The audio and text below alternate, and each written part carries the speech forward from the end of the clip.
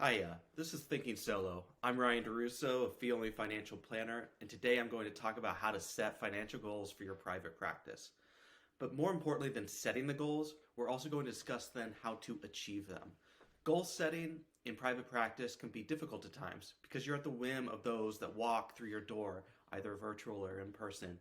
But through tactics and the right goals, you can find growth even when new clients are slow to enter. Squish that like button and let's get started, shall we?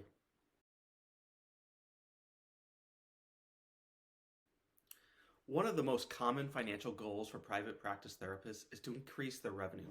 Who doesn't want more money, right? Well, easier said than done.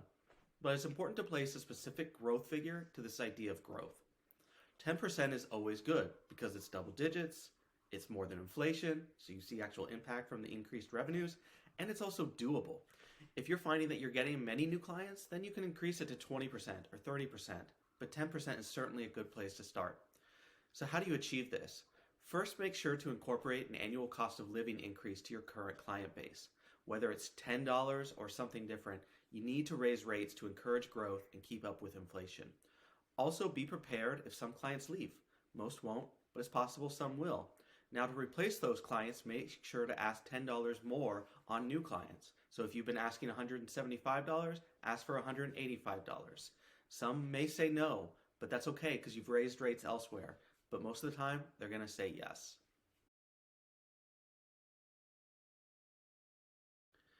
Reducing expenses is another important financial goal for your private practice.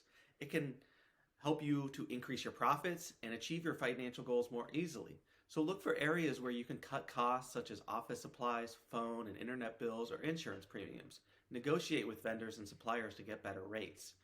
Review your expenses and identify areas where you can save money. Simply saying that you can write it off on taxes is not enough. Remember, these expenses count as a deduction.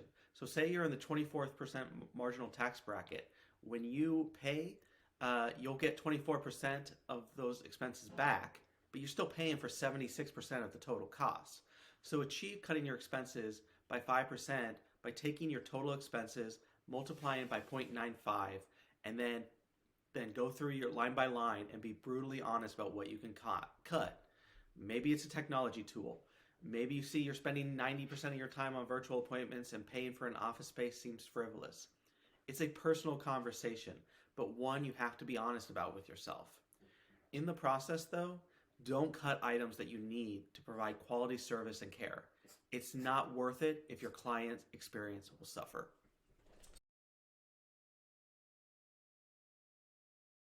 Those in private practice often view retirement a little differently. They love helping others and cannot imagine not doing it. This turns retirement into something that they may or may not want to plan for. But it's important to remember that while some people want to work for as long as they can, no one wants to be forced to work as long as you have to.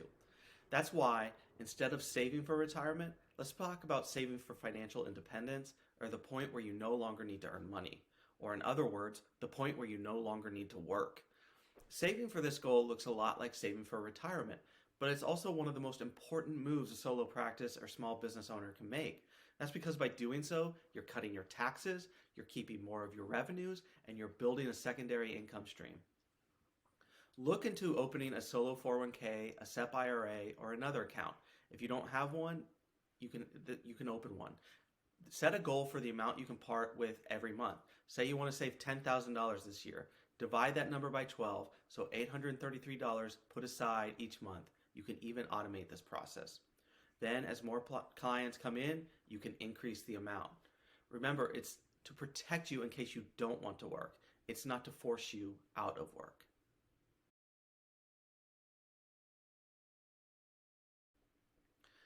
When getting the private practice off the ground, it's not uncommon to lean on the credit card or home equity loan to help fund certain needs in those months after you get started. Now, with interest rates rising, those borrowing methods have gotten only more expensive.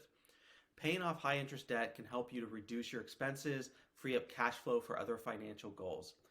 Prioritizing this by focusing on the highest interest debts can provide you financial wiggle room. By not doing so, however, it can actually crush goals very fast. There are multiple ways to tackle this issue. One common way is to pay off the minimums for each account, but take the one with the highest interest rate and fund more towards that account.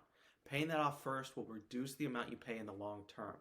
Then you can move to the next highest interest rate using the funds you were using to pay back the other debt. This continues until you've paid off all the debt. Again, there's other ways to tackle this. You can consolidate the debt, pay off the lowest balances first, or other tools. But you need to kind of determine which one is best for you and the one that you'll stick to. So there you have it. Some tips on how to set financial goals for your private practice and how to achieve them. Remember to track your progress towards your goals, adjust your strategies as needed, and celebrate the successes along the way because it's well worth it. How have you set and reached your goals? Let me know in the comments. Did you find this video helpful? If so, please like and subscribe to my channel for more tips and advice on managing your finances in your thriving private practice. Thanks for watching. This is Thinking Solo. I'll see you next time.